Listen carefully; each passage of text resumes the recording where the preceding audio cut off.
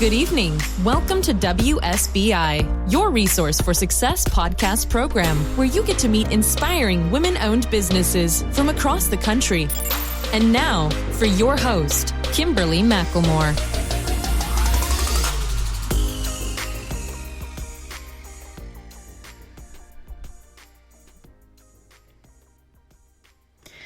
All right, good evening and welcome to WSBI, your Resource for Success podcast program, where you get to meet inspiring entrepreneurs and women-owned businesses from across the country. I am your host, Kimberly McLemore, CEO and founder of the Women's Small Business Initiative, LLC, and award-winning author. And welcome to another night of sharing. With us, we have author Darlene Green, highly sensitive, a natural empath, healer, teacher, and scribe. Darlene Green has followed her heart's direction in discovery of the sacred in life. After many years of spiritual practice and study, Darlene experienced an invitation by the Masters of the Council of Light to sit with them as scribe daily for 1 year and 1 day. The result is the extensive body of work that is in service to love, relayed through 3 books. Love Remembered in Service to Love, Love Elevated and in Service to Love, and then Love Now. So welcome to my platform, Miss Darlene Green. How are you, Darlene? Oh, I am doing great. It's just lovely to be able to be here with you and to be able to connect with your audience as well. Thank you so much for having me on today. Well, it is my pleasure, and I'm excited. I can't wait for us to have this discussion. We obviously talked a little bit before we came on. I was like, okay, in my mind, I'm like, I need to stop talking because I'm taking all the things I want to talk to you about, before we get on the show. So, oh, wow. So again, welcome to the platform. And why don't you tell my listeners, before we start to dive into everything else, a little bit more about who Miss Darlene Green really is? Well, actually, you covered a lot of it in your intro. And I know that I'm not the only one out there. I know that you have other people out in your audience that are also empathic. So what that looked like for me is that, my whole life I've been really, really sensitive. I can, it's like I can see things that other people don't see. I can feel things that other people don't feel, perhaps, and I can hear things that other people don't hear. And so for me, as I was growing up, I was receiving a lot of information, and so the world just felt really noisy. Mm-hmm. And so I first heard the voice of my counsel when I was 4 years old. And I remember the day like it was yesterday, and believe you me, it wasn't. It was many, many years ago, and it was just such a natural experience that it was kind of like, but of course, my inner experience of it was, well, of course. Mm-hmm. And I thought that I grew up thinking that everybody had the same level of sensitivity and awareness. And it's taken a long, long time to figure out that actually that's not true. Many people don't. So I started to utilize my level of sensitivity, and I entered into the healing arts when I was in my probably 30s. And that led me really on a spiritual path. I've always had this internal sense that I was here for a larger purpose. Mm-hmm. And the experience of that was almost really frustrating because I could feel it all the way around me, but I couldn't touch it. I didn't know what it was. I didn't know, it's like I couldn't identify what it was. So I would say that my sense of mission, my sense of purpose has been really an underlying experience in my life. So it'll look like I'm getting married and we have, family and, and I'm working and so there's that level of living. Mm-hmm. But there's also this other level of experience that I have in my life that says there's so much more, Darlene. There's so much more. And it was this inner calling to something that I didn't really know or understand. Yet throughout my whole life, I have had this knowing and like this experience with Jesus, like these knowings and experiences and conversations with angels. I mean, and when you have that experience, it's not something that lives in, a place of mystery. Right. It lives in a place of I know that I know that I know that I know, even though I know it doesn't make any sense. And so I've kind of lived those two tracks in my life, and I've been on a very intense spiritual journey, like a voracious reader, really intense student, and just like I've got to find it, right, kind of a thing. And I would find pieces in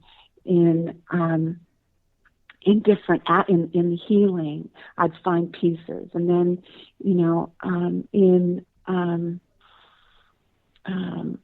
anyway, all parts of my life would contribute like pieces to this puzzle. And then I realized in 2015 that who I am is a scribe. And I had that realization when I visited sacred sites in France. And then that began the writing. I came home and I began to develop my level of sensitivity even more and write. And then December 26th of 2017, I experienced this most extraordinary, beautiful, undeniable experience of invitation of Jesus and masters and angels in front of me, a sea of them in front of me, like with their hands out, inviting me to write and sit with them every day. Now, I had no idea this was going to be a book. I thought, man, this is really a fascinating thing, and, I'm just going to sit down and write. I don't know what's going to happen. And so every day's writing really is what has come out in those books. It's those books, In Service to Love, the three books, each one with 122 days of writing. Wow. That was very long, Kimberly. That's a long time. And that's a lot of information, but we're going to backtrack some because when I heard you say in the beginning that at 4 years old is when you met your masters. What did you mean by that? And talk a little bit more to the listeners, that deep feeling of understanding at 4, what you were really going through at that point. Well, at 4 years old, I'm a twin. I mean, I remember that day, Mom and Dad and my twin sister and I, it was Christmas, and we were, it's interesting that it was the same time of year. So it was right at Christmas. And I was looking out the window, and we were in Winnipeg, Manitoba, and I was watching the sun shine off the crystals of snow, and I was just mesmerized by it. And I would go into this only thing that I can identify it as is like an altered state, but that was kind of normal for me. And I just had this thought of this experience on this planet is so strange. People are running around and they're being like they aren't all like in the state of peace or like joy, and it's like there's this chaos. And why on earth am I even here? And the words that I heard, it wasn't the words of my parents, it wasn't the voice of my parents, but it was the voice of like a group. It was a group of voices, and they said, to make people happy. That's why you're here. And that was enough for my 4-year-old self to be able to hear at that time. What I know, so basically it's not like I took that as a profound thing because it was so natural to me. And it wasn't until many years later, and I'm on my spiritual journey, and I look back at that and I think, oh my goodness, this is when the council started speaking to me. was the Council of Light, and it's comprised of many master teachers, Jesus, Saint Germain, Mary Magdalene, Archangel Gabriel, Archangel Michael. There's Melchizedek. There's many that are a part of this wise group, yeah.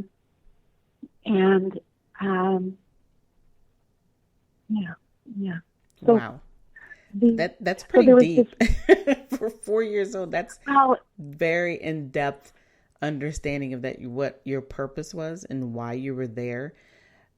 But going through that process and realizing that you have that connection with the councils, all these people with Jesus and so forth and so on, all the people you just described, how do you, as a child, and then become as a young adult into adulthood, how can you handle that every day? And then you also said, you just said that you had a twin. So does your twin have the same highly sensitive mannerisms and things that she's going through, and have that empath as well, that natural empath, or is it just honed into you? And then how do you two separate with you being twins? Now, I don't know if you're fraternal or identical, but normally twins are very sensitive to each other and really have a lot of the same entities, even though they have their own selves, that they, that we can actually pick up on. But how do you two handle that, being in the situation you're in? And then, of course, again, as the years have gone by, how have you been able to deal with that? Because you sound very unique, and a lot of people don't understand uniqueness in the way that, we're talking and you're describing what you've gone through and what you continue to deal with on your journey of life. Well, I think, first of all, my twin sister and I, we're fraternal twins. Okay. But we are highly connected. We're really connected, and we are talking all the time. And I can sense her, and she can sense me. But the level of there was no place for me to have this level of sensitivity. My mom and dad, mom, we had a strong family, but I was just really sensitive to everything. I was the one that was very creative. I was the one that was the natural healer. So that's really how it would come out. I could never put the words together. I'm so kinesthetic and so empathic that I experienced the world through sensing and feeling. And it wasn't until I was in junior high that I had the thought that maybe I can have a thought about these feelings instead of just having them well up inside of me, which is kind of an interesting thing. But I think that what it points to really is the fact that we all have these different ways of experiencing the world. And now it's great that the school system acknowledges the different learning styles of people. Right. But for me, I have to consider all of that as just absolutely perfect. But it really fueled my life experience of living life the way it looks like on the surface, but there's this deep inner track that is going on inside of me that I can't always put to words. And it lived as I'm in search of something. I remember saying to my sister, I guess maybe we were in high school, and I said, you know what, Debbie, I feel like I'm being mailed somewhere, like I'm in an envelope, but I can't see where I'm going. I wish I knew where I was going. Wow. So that is a strange feeling. And I think a lot of times we all have certain sensitivities. Like I said, yours is very highly sensitive, but it's how people don't know how to deal with that, that wonderment that we feel sometimes, like, something may happen, but you're not sure what direction you're going. And for you to use that analogy there of, you feel like a piece of mail, but you have no clue what direction or whose, stump you may end up on. That's kind of amazing to have that feeling and then trying to figure out what to do with it. And so in your process, you said writing was how you are able to daily figure out what it is your journey is, or is that, and that's how you share your, what you have learned and to others? Is it through just the writing, or is there other things that you do in order to share what you're going through in the process of, being this person who has, the sensitivity of knowing what's really going on? Because I think a lot of times people wish they had what you have, but the way it sounds and the way you're describing it, it's probably something that we all really don't want, because we're not really sure if we want to know what's going on in our lives or what's going on around us. It's that one thing we say, gosh, I wish I knew what's happening tomorrow or right now. But the reality is, do we really want to know that? Well, you know what the interesting thing is, and this has come out even more and more in the writing for me, really is the fact that when you take all of humanity, mm-hmm. that we as humanity are so extraordinary, and each one of us is so beautifully and perfectly unique, that I know that there are others that are in your audience that have the same level of sensitivity that I have. Mm-hmm. But there's no way to be able to express it.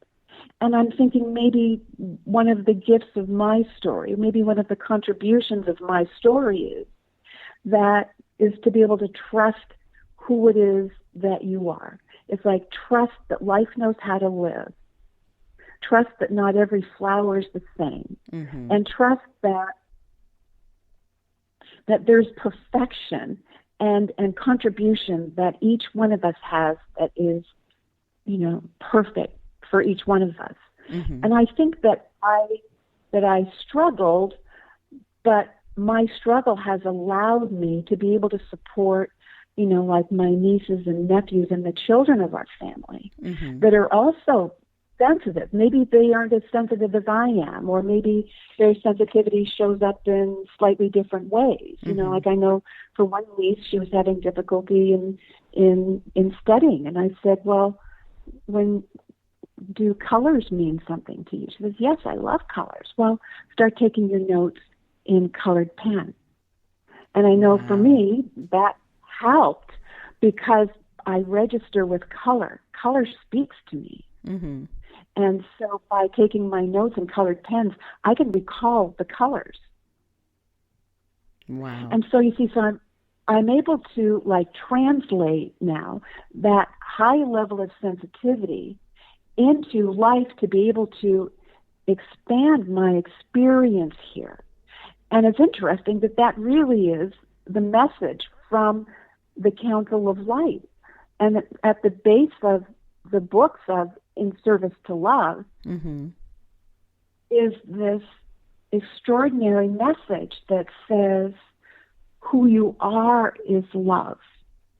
You are already love. Mm-hmm. And you are living on this planet Earth, but your physical self isn't all of who you are. Right. You also have a divine expression. You are a divine expression of God. So it's kind of like what we see of ourselves and of humanity here is the least of us. This is like a part of the messaging, and because I also get pictures and concepts. Mm-hmm. So the picture that I got was, imagine a hand and a glove, and each one of us in our bodies, in our physical experience, is the animated glove. But it's our divine nature that, it's our divine nature, it's our I am self, it's our greatest expression that animates the glove, that informs the glove with what to do. Mm-hmm. And so, we were talking a little bit before we went live today about mm-hmm. About the world that we live in right now, and right. how, I'm going to come back and tie these together here in a minute, and what a challenge it is right now. And what I feel, the messaging that I get in writings from the Council of Light and my internal sensing says that what is available now for us was not as easily found before.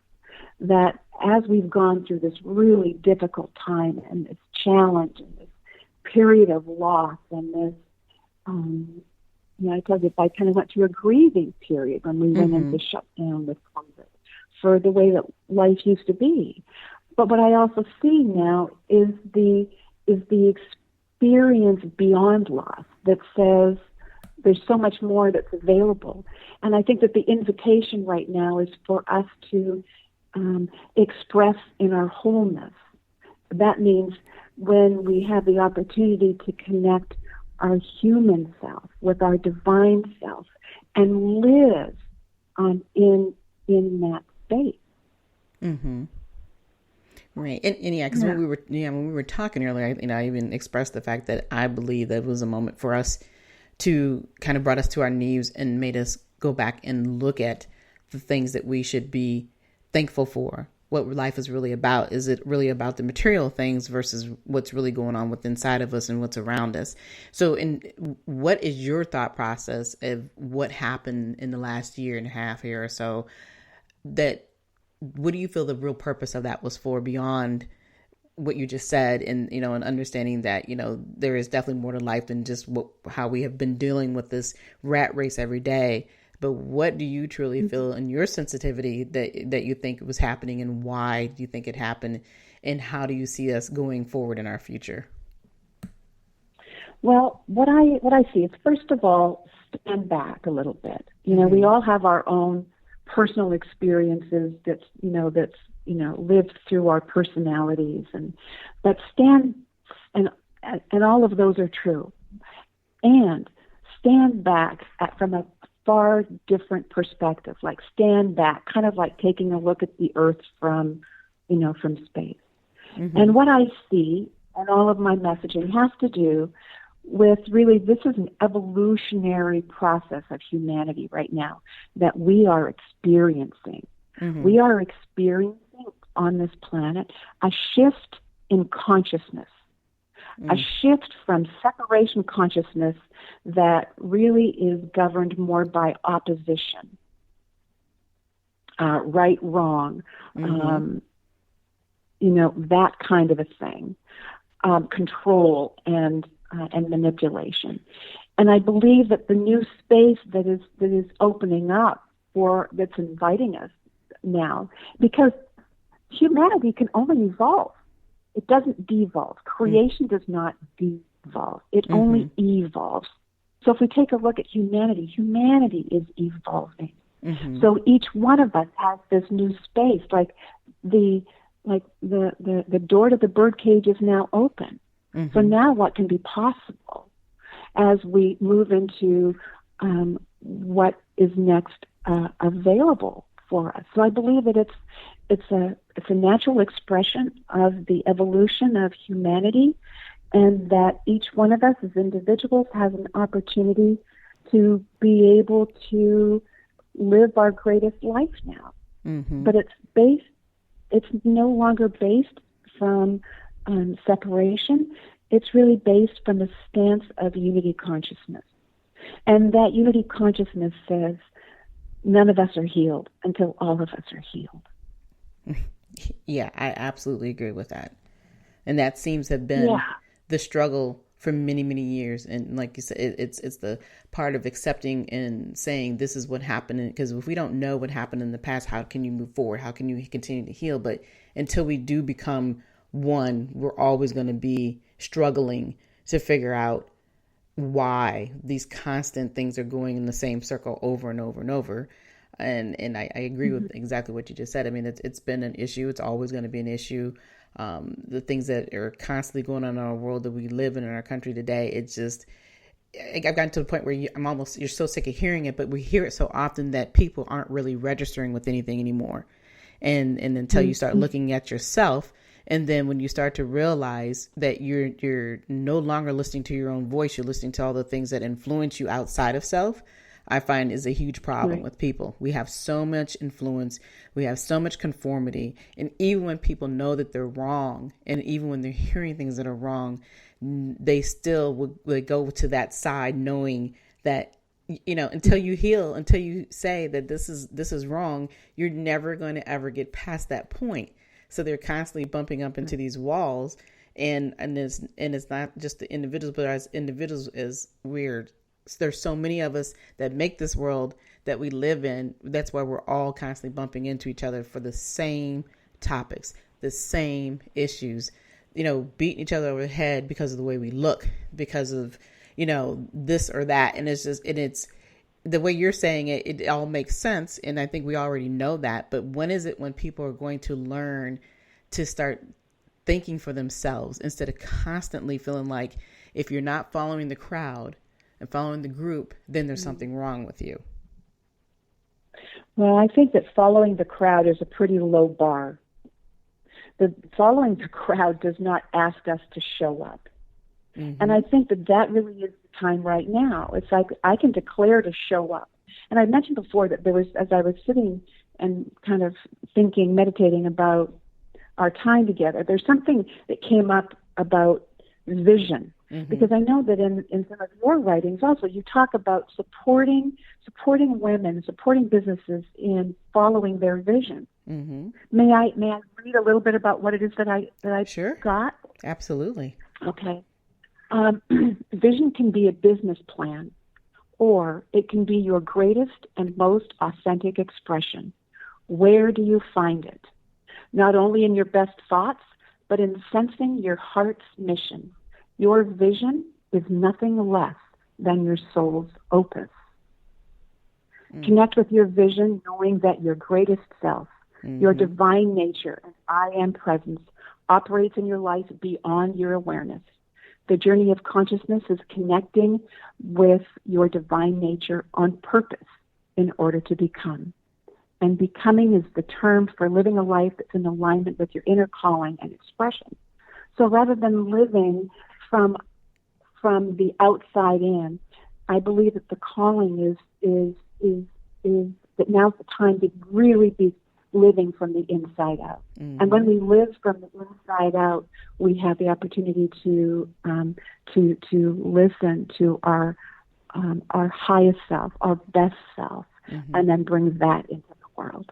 And I believe that's certainly an intention that I have every day, is to be able to be aligned with my own divine guidance, my divine self, and walk this world as a contribution. And that's really what the body of work of In Service to Love is about, is that it supports each person on their own unique journey. Yeah, I love that. Yeah, that's absolutely perfect. And it makes sense. And I think a lot of times if people, like I said, would just learn to listen to self first and realize that this is who you are, this is what you're doing. And when you start to step outside of that path, we already know, usually 90% of the time when we're not doing what we're supposed to do, you're going to go down a direction that you really don't want to go.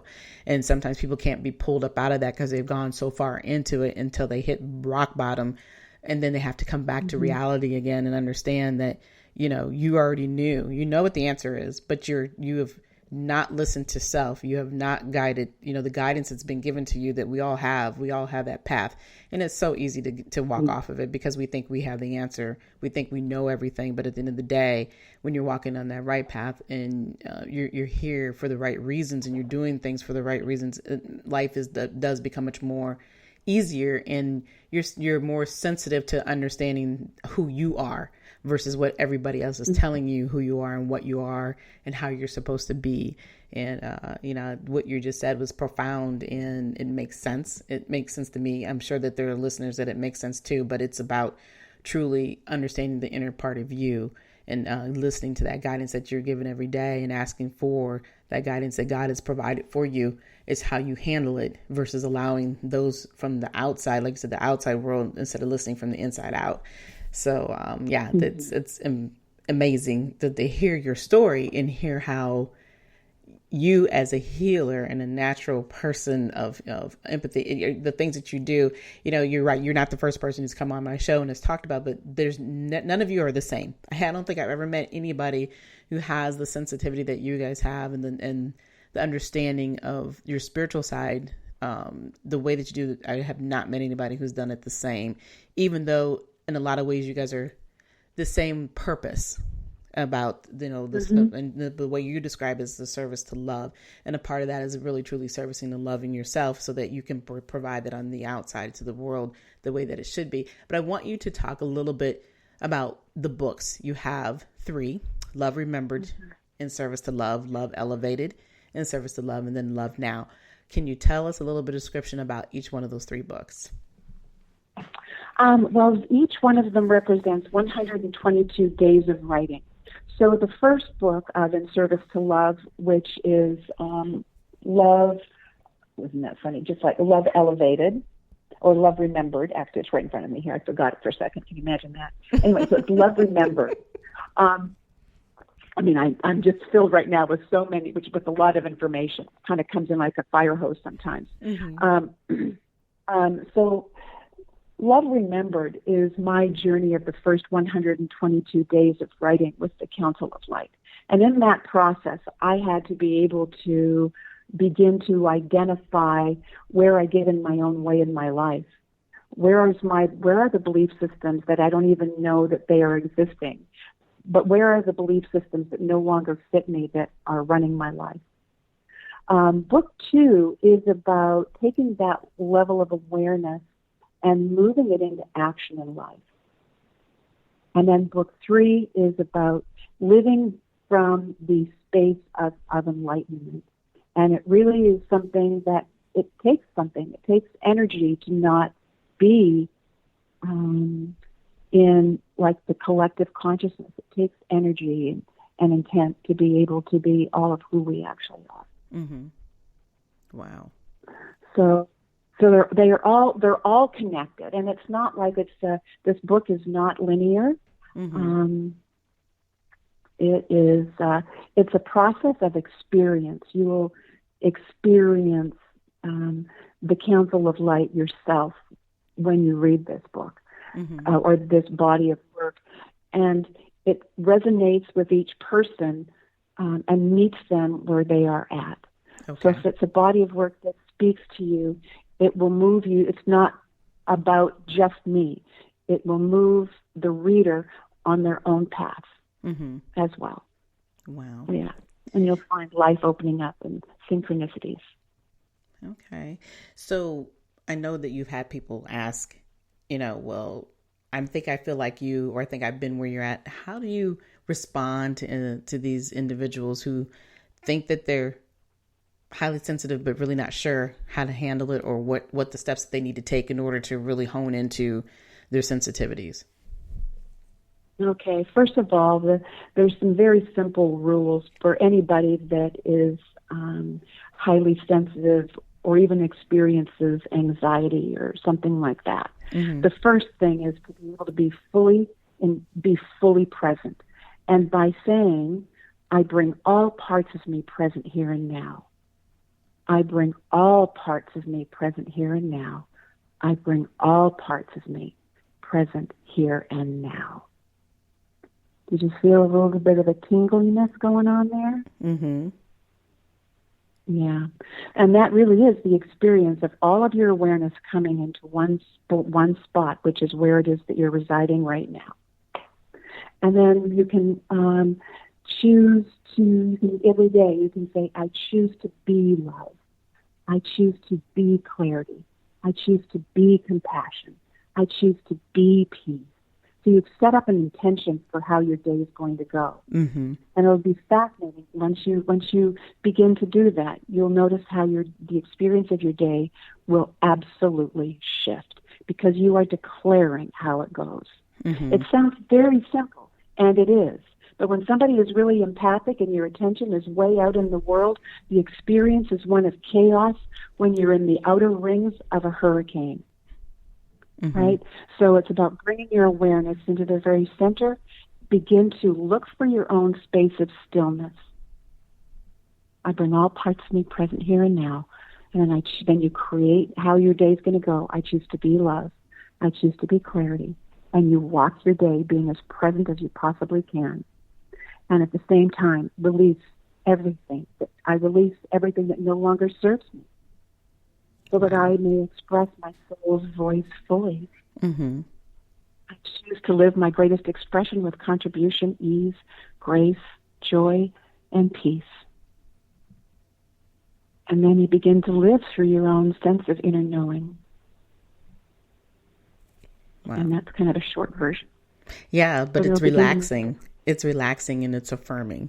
And that's the one thing that I was listening to as you were saying each one of them, through your voice. It gives you, like you said, that opportunity to provide that clarity, to live simplicity, to love in a certain way, to where you have that understanding. But I love the affirmation portion of it, because that's, to me, what you're doing is you're affirming to yourself, this is how your day is going to be, and this is what it's going to be from now, not from what used to be, but from this point on, so that you can continue to move forward every day. And I just think it's fascinating how you were saying earlier too about how 122 days of writing for each book. That is a long time, a lot of information coming out of you to share about yourself, and then how to move forward, and to provide this little bit of tidbit of information about clarity for yourself. How do you do it? Because I mean, even talking to you, I can tell that there's so much more that you want to say, and it's like you said, it's like constantly running through your head. I'm just sitting here thinking, wow, how do you handle that every day? Oh, Kimberly, the fact of the matter is that I can sense who you are. I have a sense, and I can sense people that are in your audience. And I got to say, I'm in love. I just have love and respect for every person that is in your audience right now, and that hears this even moving forward. And I'm wanting to keep on stressing that who we are as humanity, and that the call right now, even though I had a call from the Masters and the Council of Light to be able to live my soul's calling, and that's what this body of work is. This is my soul's calling. This is my soul level work. But each one of us has that. Right. But it looks different for each one of us. And it's kind of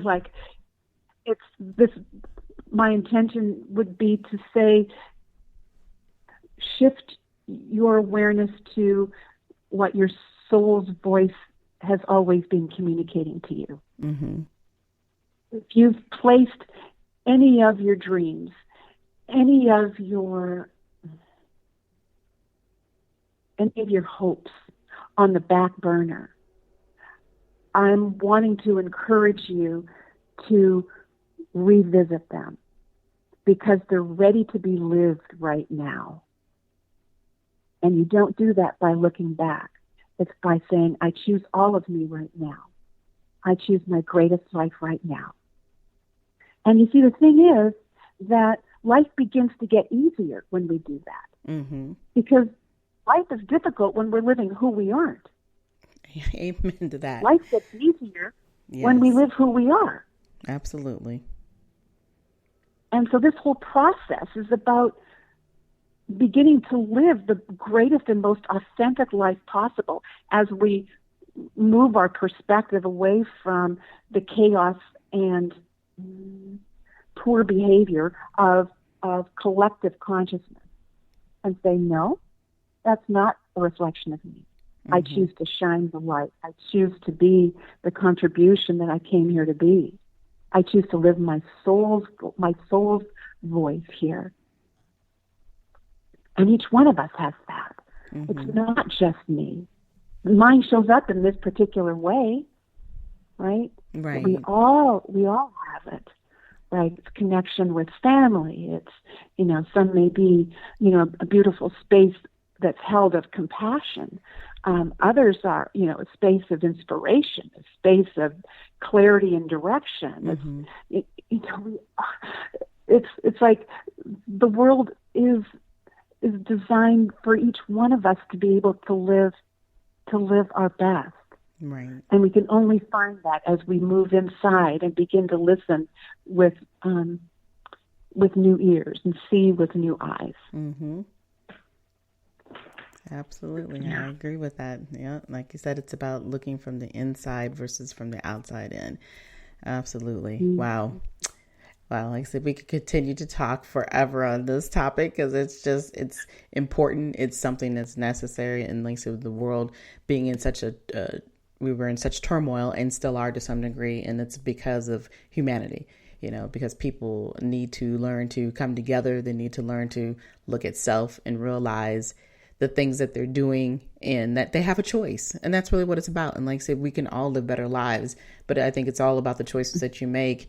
And until you have healed within and have learned to understand who you are as an individual, it's going to be harder for you as that individual to come together as one. And I think that's a prayer that a lot of us have within ourselves, that you just want peace. And I think I've heard a statement a million times that peace is expensive to buy, and we shouldn't have to buy peace. And I think that's the sad part. That I see and feel every day is that you get so tired of feeling like you're going through the same old thing over and over, not because of me, but because of the people on the outside not understanding that I'm just like everybody else. We're all human.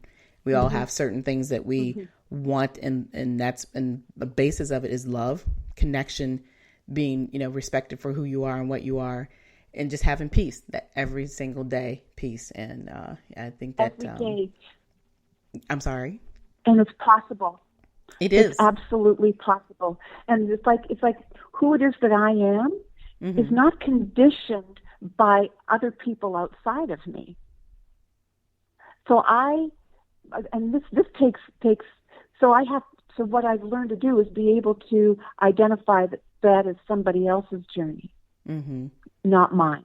Right. I choose my journey, and I choose to be all that I can be right now. And I choose the joy. I choose the peace. And I don't have to earn it. It's mine, and it's my birthright. And it's the case with each and every single one of us. And, and I think that it's interesting that this word is coming up for me right now, is that we each have an opportunity in this now immaculate moment to be able to claim our wholeness. And as we have the courage to be able to stand in the light of our own divine nature, what happens is that we heal our lineage. I've felt for many years on my spiritual path, and I'm doing work not just for me, but I'm doing work for my lineage as well. And I feel that as we stand in the light of our own truth, like we claim it, like stake that claim. It's like we heal. And the messages that I get from the Council of Light is that you can't even believe how your stance of love on this planet alters reality. And it touches people around the world you will never even see. And so it's choosing that. Right. And I know that it sounds like a lot. It sounds that it's also the most rewarding, soul-fulfilling, sacred experience for me of my life. And it is such a deep honor to be able to share that with you and with your audience today. Well, we do appreciate you coming on tonight and talking to us and about these. It's very simple, about loving yourself, choosing the right path for yourself. And it's all there. And, like I said, it's really just taking the time to deal with it and realizing that your life will be much simpler and happier and much more in peace when you decide to go in that direction. And that's just my simple version of putting it. But I definitely understand the wholeness of what you're talking about, because I think it's a part of what most of us want to live every day. It's just how you choose to do it. And, some people just can't stay on that path because they're so busy worrying about hanging as a whole with the people so that they don't feel like they're an outsider. But in reality, you are an outsider because you're not living the life that has been chosen for you and the path that you really should be going down. Like I said, that everybody has a passion. Everybody has something that they want and want to work hard for. It's just how you decide to deal with it, and when you decide to choose to go that direction. But Oh, wow. Like I said, this has been a phenomenal conversation, Darlene. And before we end this evening, though, please tell the listeners how they can get a hold of you or where they can purchase your books. And if you have anything that you'd like to share about any activities going on or any events that, you want to share, please do so.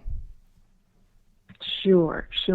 My website is Darlene Green author.com, and that's Darlene, Darlene, and then Green, Green, author.com. The 3 books of In Service to Love are available on Amazon. They're available at Barnes & Noble or any other place you would be finding books.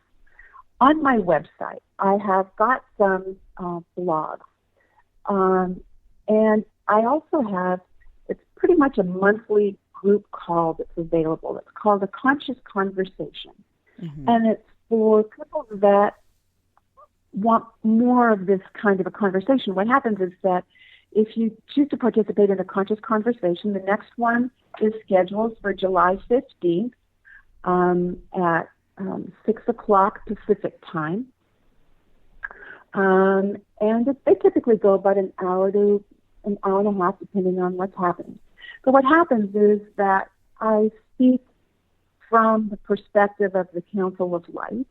And so there's often new topics or things that come in, but it's really more of an experience of, it's like a high-frequency conversation that supports the well-being and wholeness of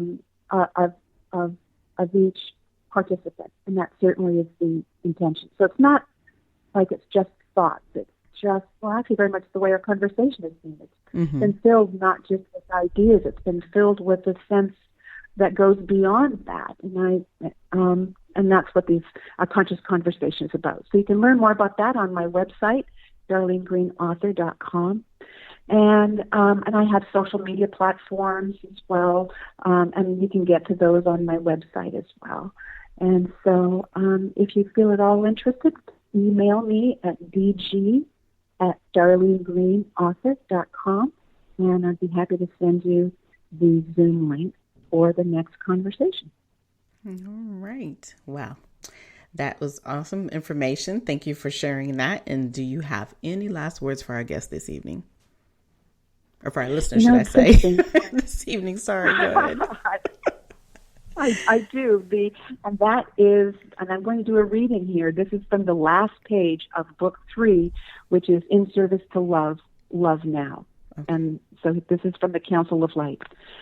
After the handrails are gone, after the vows of limitation for this lifetime are dissolved, after you have delved deeply into the unknown of your own soul, sourced by the divine light of love, you find your sovereignty. Sovereignty is a state of wholeness where you have access to your essential self, no longer dependent upon opinions, circumstances, or waiting for a time when it's safe to express all of you.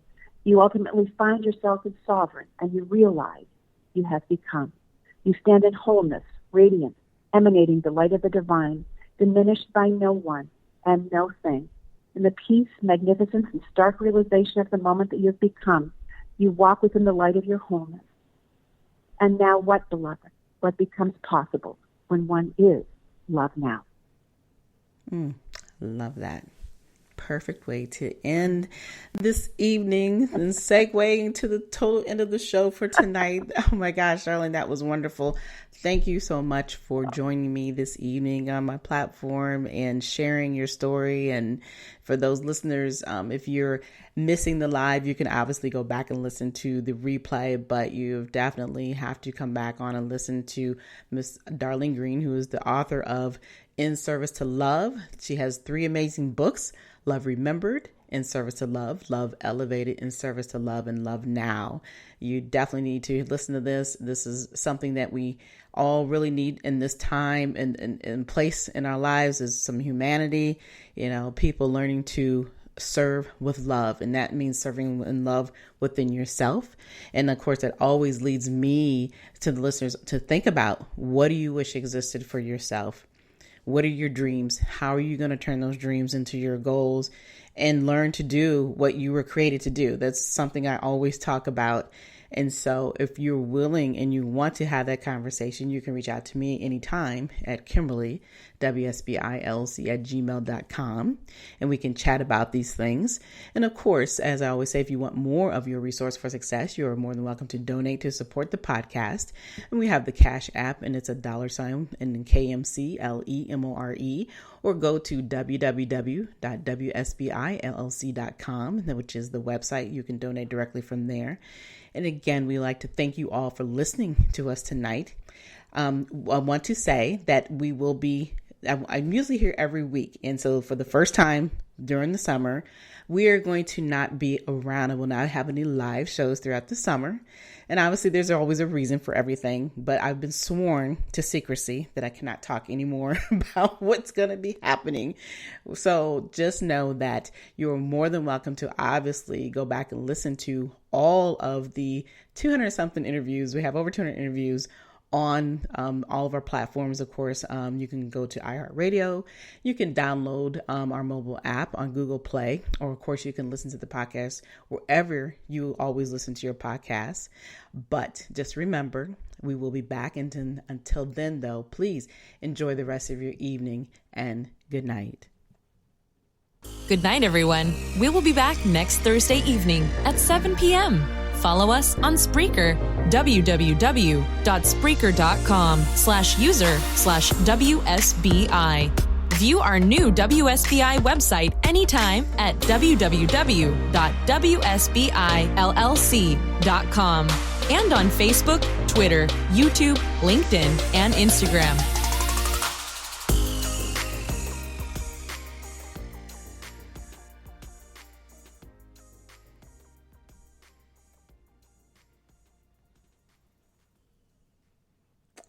All right.